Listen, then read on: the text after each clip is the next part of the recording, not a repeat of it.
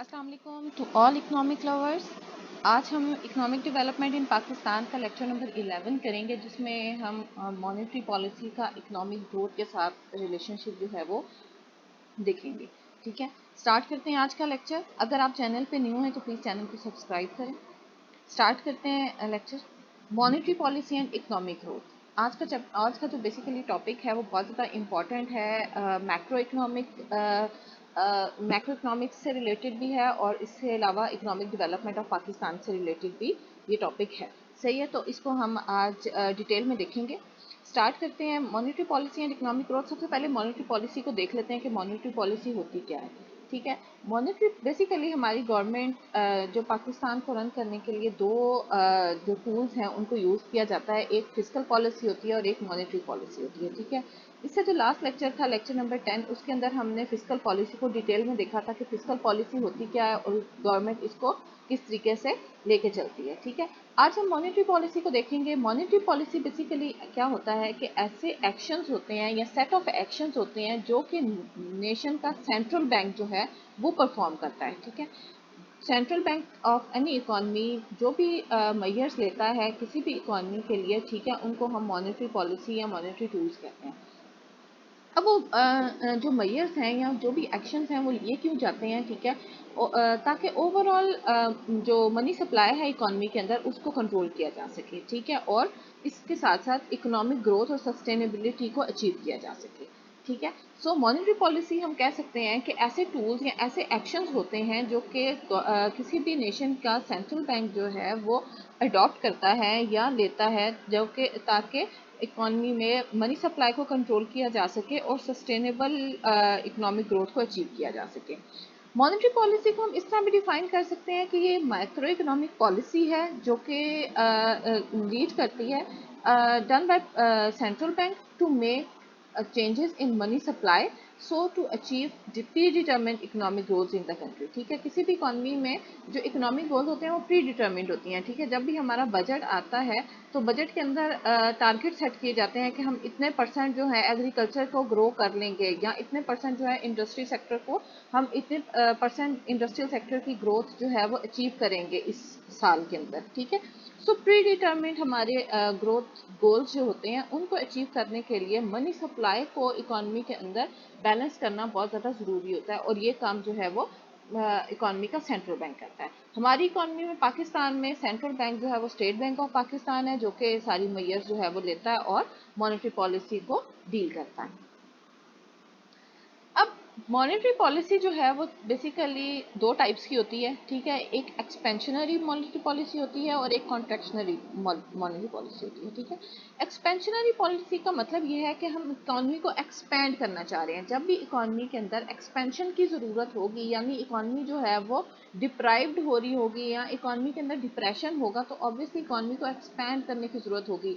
जब भी इकॉनमी के अंदर प्राइसेस जो हैं, प्राइसेस का लेवल कम होगा या एग्रीगेट डिमांड कम होगी, तो सेंट्रल बैंक क्या करेगा कि एक्सपेंशनरी मॉनेटरी पॉलिसी को अडॉप्ट करते हुए मनी सप्लाई को इकॉनमी के अंदर ज़्यादा करने की कोशिश करेगा ताकि लोग जो है मनी लें। ठीक है, मनी की डिमांड इंक्रीज हो और फिर वो इन्वेस्टमेंट करें। इन्वेस्टमेंट करने से जो है वो इकोनॉमिक एक्टिविटी जो है वो दोबारा से स्टार्ट हो सकेगी। ठीक है, टू स्पीड अप और टू स्टिमुलेट द इकॉनमी। ठीक है, एक्सपेंशनरी पॉलिसी किस लिए अडॉप्ट की जाती है ताकि इकॉनमी को स्पीड अप किया जा सके या स्टिमुलेट किया जा सके। इसके वाइस वर्सा अगर देखें तो कॉन्ट्रैक्शनरी पॉलिसी होती है, कॉन्ट्रैक्शनरी मॉनेटरी पॉलिसी। ठीक है, ताकि इकॉनमी को स्लो डाउन किया जा सके। जब इकॉनमी के अंदर बहुत ज़्यादा इन्फ्लेशन आ जाता है, ठीक है, इन्फ्लेशन आने का मतलब ये है कि प्राइसेस जो हैं with the passage of time चीज़ों की प्राइसेस जो है वो बहुत ज़्यादा इंक्रीज करती जा रही हैं, जो कि अब हमारी इकॉनमी में भी और ओवरऑल वर्ल्ड में भी इन्फ्लेशन है। ठीक है, सो जो सेंट्रल बैंक होता है इस कंडीशन के अंदर कॉन्ट्रैक्शनरी मॉनेटरी पॉलिसी अडॉप्ट करता है। कॉन्ट्रैक्शनरी मॉनेटरी पॉलिसी के अंदर उसका मेन ऑब्जेक्टिव क्या होता है कि मॉनेटरी जो हमारी इकोनॉमिक एक्टिविटीज़ हैं उनको स्लो डाउन किया जा सके ताकि या मनी की सप्लाई को इकोनॉमी के अंदर कम किया जा सके ताकि जो प्राइसेस हैं वो डिक्रीज हो सकें। As expansionary policy aims to increase spending by business and consumers by making it cheaper to borrow। ठीक है, एक्सपेंशनरी पॉलिसी का मेन एम क्या होता है कि इंक्रीज कर सके वो स्पेंडिंग्स को, ठीक है, स्पेंडिंग लोग कर सकें बाय बिजनेस, ठीक है, बिजनेस के थ्रू, क्योंकि जब इन्वेस्टमेंट ज़्यादा करेंगे तो ऑब्वियसली वो इन्वेस्टमेंट बिजनेस के पर्पज़ के लिए ही की जाएगी, ठीक है, तो बिजनेस में या फिर ऐसे प्रोजेक्ट्स में इन्वेस्ट किया जा सके और या कंज्यूमर गुड्स के ऊपर इन्वेस्ट किया जा सके ताकि वो और उनको चीप टू बोरो मिल सके, ठीक है, यानी बोरो करना जो है वो चीपर हो सके लोगों के लिए, यानी इंटरेस्ट रेट को भी डिक्रीज किया जा सके।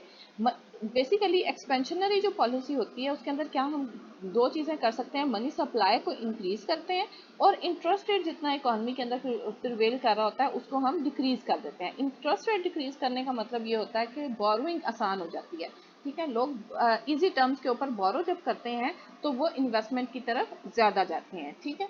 इसके ऑल्टरनेट अगर हम कॉन्ट्रैक्शनरी पॉलिसी को देखें तो जो कॉन्ट्रैक्शनरी मॉनेटरी पॉलिसी होती है उसमें हम क्या करते हैं, forces spend lower by making it more expensive to borrow money, ठीक है, बेसिकली हम बोरो करना लोगों के लिए एक्सपेंसिव कर देते हैं, ठीक है, जो लोगों की एक्सपेंसिव कर देते हैं, एक्सपेंसिव और बोरो करना एक्सपेंसिव किस तरीके से होगा, जब आप इंटरेस्ट रेट ज़्यादा कर देंगे।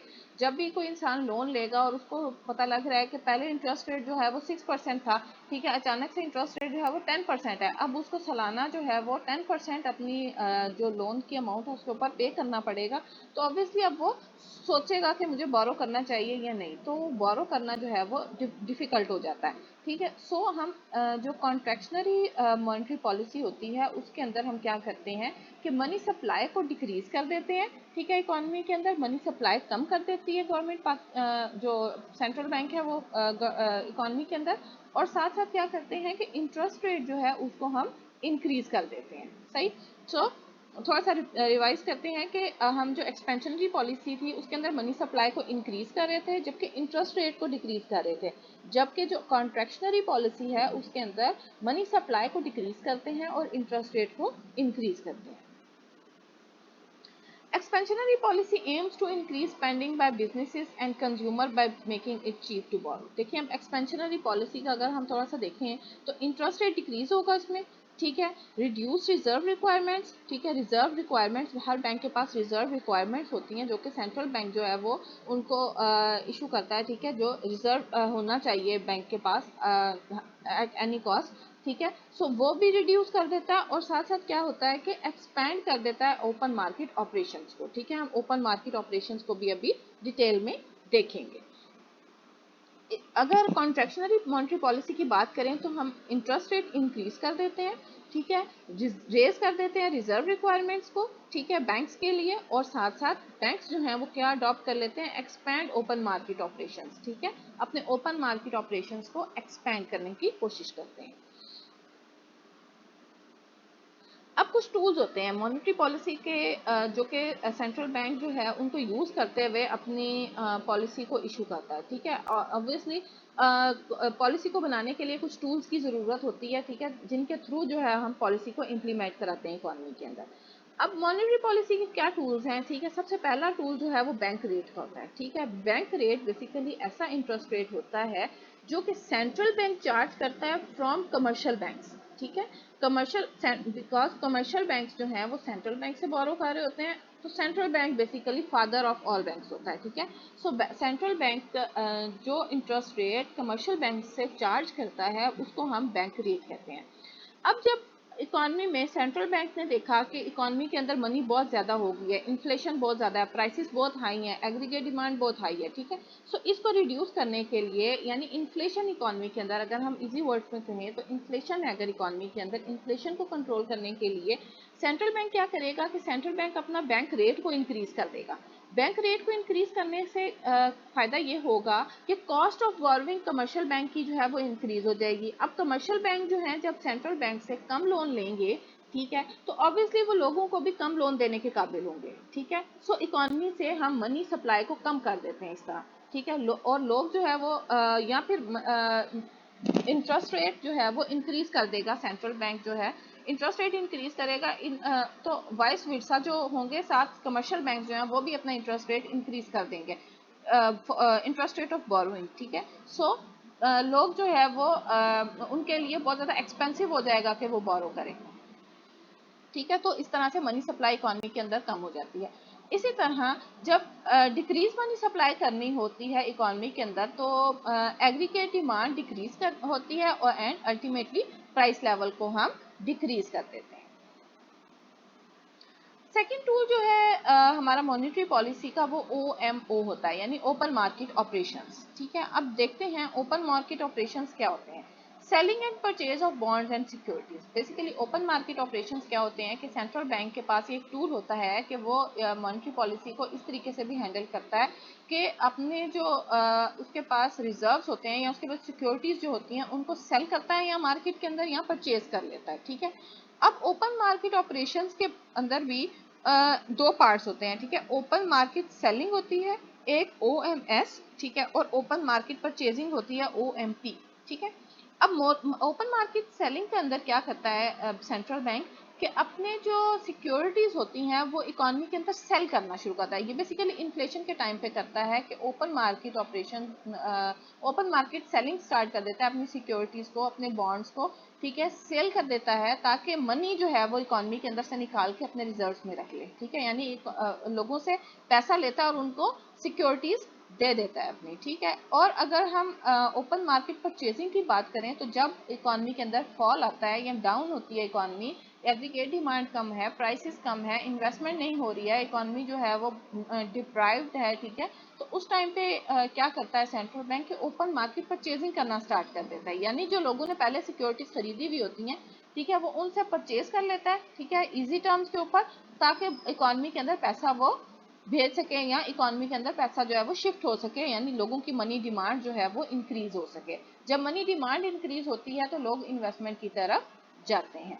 ठीक है, सो इन्फ्लेशन के टाइम पे सेंट्रल बैंक जो है वो OMS यानी कि ओपन मार्केट सेलिंग का जो टूल है अपना वो यूज करते हुए अपनी सिक्योरिटीज को सेल करता है, ठीक है, ताकि इकोनॉमी से इन्फ्लेशन को कंट्रोल किया जा सके। तीसरा जो टूल है हमारे पास वो होता है रिजर्व रिक्वायरमेंट्स। ठीक है, सेंट्रल बैंक जो है, सेंट्रल बैंक के पास एक और टूल जो है मॉनेटरी पॉलिसी को हैंडल करने का या मॉनेटरी पॉलिसी को कंट्रोल करने का, वो होता है रिजर्व रिक्वायरमेंट्स को एक रिजर्व रिक्वायरमेंट्स। ठीक है, अब इसमें रिजर्व रिक्वायरमेंट्स जो हैं दो तरह की होती हैं। ठीक है, कैश रिजर्व रेशो होती है CRR जिसको हम कहते हैं, और दूसरी होती है स्टैट्यूटरी लिक्विडिटी रेशो यानी SRR। ठीक है, अच्छा, अब क्या होता है कि फॉर एग्जांपल कोई एक डिविडेंड है या जो एक बंदे ने 100 रुपया किसी बैंक में अपना रखवाया हो, ठीक है, तो वो जो 100 होगा वो 100 रुपीज जो होंगे वो 3 पार्ट्स के अंदर डिवाइड होते हैं बेसिकली। ठीक है, 3 पार्ट्स कौन कौन से होते हैं, एक कैश रिजर्व रेशो होती है उसमें से, एक स्टैट्यूटरी लिक्विडिटी रेशो होती है, और तीसरा जो है वो लोन का हिस्सा होता है। ठीक है, अब जो सेंट्रल CRR है यानी कैश रिजर्व रेशो है वो क्या है कि central bank take from commercial bank, यानी सेंट्रल बैंक कुछ अमाउंट जो है हर जो इंसान अपना जो अमाउंट रखवाता है उसमें से कुछ अमाउंट जो है वो कमर्शियल बैंक सेंट्रल बैंक के पास सेव करवा देते हैं। ठीक है, सो वो ये कंपलसरी होता है। ठीक है, और वो कुछ अमाउंट होती है, फॉर एग्जांपल 5% उस अमाउंट का जो है वो कमर्शियल बैंक ऑब्लिगेटरी होता है कि वो सेंट्रल बैंक को जमा करवा दे। ठीक है, यानी कैश रिजर्व रेशो। अब दूसरी जो आती है स्टैट्यूटरी लिक्विडिटी रेशो, इसमें कमर्शियल बैंक जो है वो take it for purpose of pay back, यानी ये वो अपने पास रखता है कि फॉर एग्जांपल जिसने अमाउंट रखवाई है अगर वो किसी टाइम पे आ जाता है कि अपनी अमाउंट निकलवाने के लिए, विड्रॉ करवाने के लिए अमाउंट को, ठीक है, तो उसके पास पैसे होने चाहिए जो सेंट्रल जो कमर्शियल बैंक है। ठीक है, सो वो उस पर्पज के लिए कि पे बैक कर सके अपने पास कुछ अमाउंट रखता है जिसको हम SRR या स्टैट्यूटरी लिक्विडिटी रेशो जो है वो कहते हैं। ठीक है, और तीसरा जो है वो लोन्स होता है, यानी अब अगर 15% जो SRR के हेड में रखा कमर्शियल बैंक ने और 5% जो है वो सेंट्रल बैंक को दे दिया, तो जो 80% अमाउंट बचती है वो बैंक जो है कमर्शियल बैंक जो है वो यूज करते हैं ताकि लोगों को लोन्स आगे प्रोवाइड कर सकें, और फिर उन लोन्स के थ्रू इंटरेस्ट रेट जो है वो अर्न करते हैं और अपने एक्सपेंडिचर्स को फुलफिल करते हैं। अब इन्फ्लेशन का जब टाइम होता है उस टाइम में जो कैश रिजर्व रेशो होती है और जो स्टैट्यूटरी लिक्विडिटी रेशो है उन दोनों को कम कर दिया जाता है। ठीक है। इन्फ्लेशन के टाइम पे कैश रिजर्व रेशो को भी कम कर देते हैं, ठीक है, और जो इंक्रीज कर देते हैं ताकि लोन को कम किया जा सके। बेसिकली अगर देखें इन्फ्लेशन होगी, इन्फ्लेशन का टाइम है और इन्फ्लेशन में जो सेंट्रल बैंक है वो मनी सप्लाई को कंट्रोल करना चाह रहा है इकोनॉमी के अंदर से, तो वो क्या करेगा कि जो अपनी सेंट्रल बैंक जो कमर्शियल बैंक से अमाउंट ले रहा है वो उसको इंक्रीज कर देगा, ठीक है, वो 5 से 10% कर देगा, और साथ साथ ऑब्लिगेटरी कर देगा कमर्शियल बैंक्स के लिए कि वो एसआरआर की जो रेशो है वो भी 15 से 20% कर दें, ठीक है। सो अब 20 एंड 10 30% जो है वो अमाउंट इकोनॉमी से कम होगी, ठीक है, जो लोन दे रहे थे कमर्शियल बैंक्स, ठीक है, उसमें से वो अमाउंट कम हो गई। सो अब 70% सिर्फ ऐसी अमाउंट है जो कि सेंट्रल जो कमर्शियल बैंक्स हैं वो लोन दे सकते हैं लोगों को, ठीक है। सो जब ताकि इकोनॉमी के अंदर मनी की डिमांड जो है वो कम हो सके, और साथ साथ इंटरेस्ट रेट जो है वो हाई कर देते हैं ताकि लोग जो है वो कम से कम मनी की डिमांड करें। चौथा जो टूल है सेंट्रल बैंक अडॉप्ट करता है मॉनेटरी पॉलिसी के अंदर, वो प्रिंटिंग ऑफ मनी है, ठीक है। Printing of money basically printing of new money है, ठीक है। सो एक्सपेंशनरी मॉनेटरी पॉलिसी जब भी अडॉप्ट करनी होती है सेंट्रल बैंक ने, यानी इकोनॉमी को एक्सपैंड करना होता है, तो क्या करता है सेंट्रल बैंक के इंक्रीज कर देता है मनी प्रिंटिंग ऑफ मनी, ठीक है, प्रिंटिंग ऑफ मनी को इंक्रीज कर देता है, नए नोट छापना जो है वो स्टार्ट कर देता है। और जब कॉन्ट्रैक्शनरी मॉनेटरी पॉलिसी अडॉप्ट करता है तो वो जो न्यू नोट्स हैं उनको कम कर देता है ताकि मनी सप्लाई को कंट्रोल किया जा सके इकोनॉमी में। अब देखते हैं कि how does monetary policy effect economic growth, ठीक है। इकोनॉमिक ग्रोथ को मॉनेटरी पॉलिसी किस तरह से इफेक्ट करती है? सेंट्रल बैंक जो है वो ट्राई क्या करता है, उसका मेन ड्यूटी क्या है, ताकि वो इकोनॉमी के अंदर प्राइस की स्टेबिलिटी को मेंटेन कर सके, ठीक है, ताकि और साथ साथ प्राइस को स्टेबल किस तरह से करेगा, बाय कंट्रोलिंग मनी सप्लाई, ठीक है। लेवल ऑफ मनी सप्लाई को जब कंट्रोल कर लेंगे आप, तो इसी तरह से हमारी जो प्राइसेस हैं वो स्टेबल रह सकेंगी। अब मॉनेटरी पॉलिसी जो है वो एक बेसिकली स्टेबलाइजर का रोल प्ले करता है इन इन्फ्लुएंसिंग इकोनॉमिक ग्रोथ, ठीक है।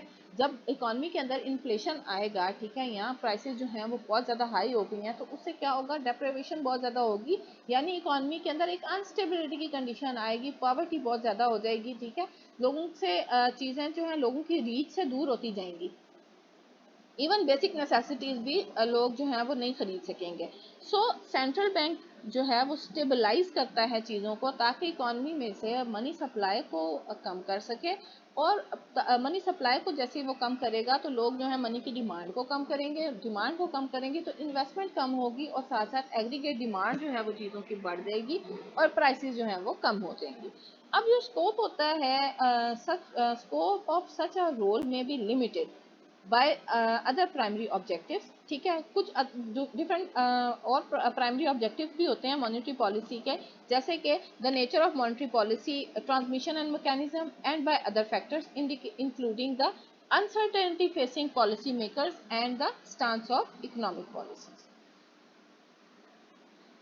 In addition, the concurrent target of intermediate goals may have implications on the attainment of ultimate objective of achieving sustainable growth, ठीक है। इसके साथ साथ क्या है कि जो कंकरेंट टारगेट होता है इंटरमीडिएट गोल्स का, ठीक है, वो क्या है कि may have implications on attainment of ultimate objective, ठीक है, उसका इम्प्लीकेशन होती है। अब अल्टीमेट जो गोल है हमारा सस्टेनेबल इकोनॉमिक ग्रोथ का, ठीक है, उसको अचीव करने के लिए। अब जो कंट्रीब्यूशन है मॉनेटरी पॉलिसी की makes to sustainable growth is to maintenance of price stability, ठीक है, वो बेसिकली डायरेक्टली लिंक्ड है प्राइस स्टेबिलिटी के साथ। अब increase in price level is adjusted sustainably via monetary phenomena. Monetary policy uses its tool to effectively check money supply with a view to maintaining price stability in a medium and long run. Basically main इसका objective क्या होता है कि price को stabilise किया जा सके और साथ साथ इकोनॉमिक ग्रोथ के जो हमारा ऑब्जेक्टिव है उसको अचीव किया जा सके। थ्योरी और एम्पिरिकल एविडेंस जो है लिटरेचर में हमें दोनों यही सजेस्ट करते हैं कि सस्टेनेबल लॉन्ग टर्म ग्रोथ जो है वो किसके साथ एसोसिएट है, लोअर प्राइस लेवल्स के साथ, क्योंकि जब इकोनॉमी में इन्फ्लेशन आएगी तो उससे बहुत ज़्यादा डिस्टर्बेंस क्रिएट होती है इकोनॉमी के अंदर। इन अदर वर्ड्स हम ये भी कह सकते हैं कि हाई इन्फ्लेशन जो है वो डैमेज करती है हमारे लॉन्ग रन इकोनॉमिक परफॉर्मेंस को और वेलफेयर को, ठीक है। Monetary policy has far significant impacts on financing conditions, ठीक है। मॉनेटरी पॉलिसी का एक बहुत इंपॉर्टेंट रोल होता है impact on financing conditions in the economy, ठीक है, क्योंकि मॉनेटरी पॉलिसी के थ्रू ही तो इंटरेस्ट रेट सेट हो रहा है और मनी की सप्लाई भी सेट हो रही है, ठीक है। Not just the cost but also the availability of credit, ठीक है। क्रेडिट की अवेलेबिलिटी बेसिकली मॉनेटरी पॉलिसी के साथ डायरेक्टली एसोसिएट होती है। बैंक की willingness to assume specific risk etcetera, ठीक है, इन सब चीज़ों से कि मॉनेटरी पॉलिसी जो है वो डायरेक्टली लिंक्ड होती है। It also influences expectations about future direction of economic activity and inflation, ठीक है। अब इसमें हम मॉनेटरी पॉलिसी में क्या इन्फ्लुएंस करता है, ये एक्सपेक्टेशन को इन्फ्लुएंस करता है। लोग प्रिडिक्ट करते हैं कि अच्छा इस साल जो है 5% और इन्फ्लेशन होगी इकोनॉमी के अंदर, ठीक है। So about the future direction of economic activity and inflation thus affecting the prices of good, ठीक है। और प्राइसेस ऑफ गुड्स के भी क्या, अगर इस साल जो है हम पिछले ट्रेंड्स को बेसिकली देखते हुए हम फ्यूचर को प्रिडिक्ट करते हैं, फ्यूचर की प्राइसेस को प्रिडिक्ट करते हैं, ठीक है। सो एसेट की प्राइसेस को प्रिडिक्ट करते हैं कि इस साल अगर इस एरिया की जो अंदर घर हैं, ठीक है, इनकी प्राइसेस जो हैं वो 5% इंक्रीज हुई, कि हो सकता है नेक्स्ट ईयर इन्फ्लेशन की वजह से वो 7% इंक्रीज हो, ठीक है। सो एक्सचेंज रेट को बेसिकली इन्फ्लुएंस करता है as well as consumption and investment patterns को भी मॉनेटरी पॉलिसी जो है वो डायरेक्टली इफेक्ट करती है। अब monetary policy decisions that cut interest rate for example lower the cost of borrowing resulting in higher investment activity and purchase of consumer durables. अब जो मॉनेटरी पॉलिसी डिसीजंस हैं जो कि कट करते हैं इंटरेस्ट रेट को, for example lower the cost of borrowing की cost अगर कम हो गई है, ठीक है, यानी हमने कॉन्ट्रैक्शनरी पॉलिसी अगर अडॉप्ट की है तो हम इसका रिजल्ट क्या होगा, इन हायर इन्वेस्टमेंट एक्टिविटी, ठीक है, इन्वेस्टमेंट इंक्रीज हो जाएगी और साथ साथ purchase of consumer durable goods जो है वो भी इंक्रीज हो जाएंगी। अब expectation that economic activity will strengthen may also prompt banks to ease lending policy, ठीक है। अब expectations लोगों की क्या होती है कि इकोनॉमिक एक्टिविटी जो हो वो strengthen करनी चाहिए बैंक्स को, ताकि वो अपनी lending policy को ease करें लोगों के लिए, which in turn enable businesses and household to boost spending, ताकि लोग जो है वो spending की तरफ ज़्यादा जा सकें।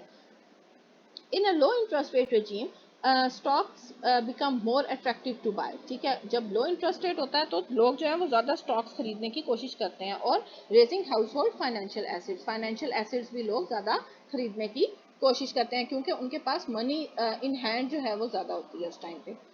दिस में also contribute in higher consumer spendings, ठीक है। अब इसका मेन जो इम्पैक्ट आता है वो किस पे आता है कि contribution to higher consumer spending, consumer जो है वो ज़्यादा स्पेंड करना शुरू करता है and makes companies investment projects more attractive, ठीक है। अब जो investment project different companies initiate करवा रही होती हैं, ठीक है, उनको ज़्यादा अट्रैक्टिव करता है और लोग उसमें अपने शेयर्स खरीदने शुरू कर देते हैं, या लोग उसमें अपना जो फॉर एग्जांपल प्लॉट्स हैं या जो भी है वो खरीदना स्टार्ट कर देते हैं, उनके लिए वो ज़्यादा अट्रैक्टिव बन जाता है। अब लो इंटरेस्ट रेट जब होता है तो also tends to cause currency to depreciate, ठीक है, करेंसी डेप्रिशिएट होना शुरू हो जाती है। इंटरेस्ट रेट अगर आप लो करेंगे तो उससे एक्सचेंज रेट की वजह से करेंसी जो है वो डेप्रिशिएट हो जाती है, because of the demand of domestic good rises when imported goods become more expensive. क्यों, अब जब इंपोर्टेड गुड्स जो है वो एक्सपेंसिव होंगी, ठीक है, यहाँ बैन लग जाएगा फॉर एग्जांपल, तो क्या होगा कि डोमेस्टिक चीज़ों की लोग डिमांड करेंगे, लोग डिमांड खत्म तो नहीं कर सकते, ठीक है, वो अपनी डोमेस्टिक जो हमारी इंडस्ट्री है उसको बूस्ट करते हैं। और the combination of these factors raise output and employment as well as investment and consumer spending. अब इस सब का कम्बिनेशन जो है हमें क्या देता है, एक ऐसे फैक्टर्स को प्रोवाइड करता है जो कि आउटपुट को इंक्रीज करता है, एम्प्लॉयमेंट लेवल को इंक्रीज करता है, और in return investment overall investment और कंज्यूमर स्पेंडिंग्स को रेज करता है। अगर आपको कंटेंट अच्छा लगा हो तो वीडियो को लाइक करें, शेयर करें दूसरों के साथ, और चैनल को सब्सक्राइब करें। और अगर आपकी कोई क्यूरीज हैं रिगार्डिंग द टॉपिक, ठीक है, तो प्लीज़ कमेंट सेक्शन में ज़रूर लिखें। Happy learning.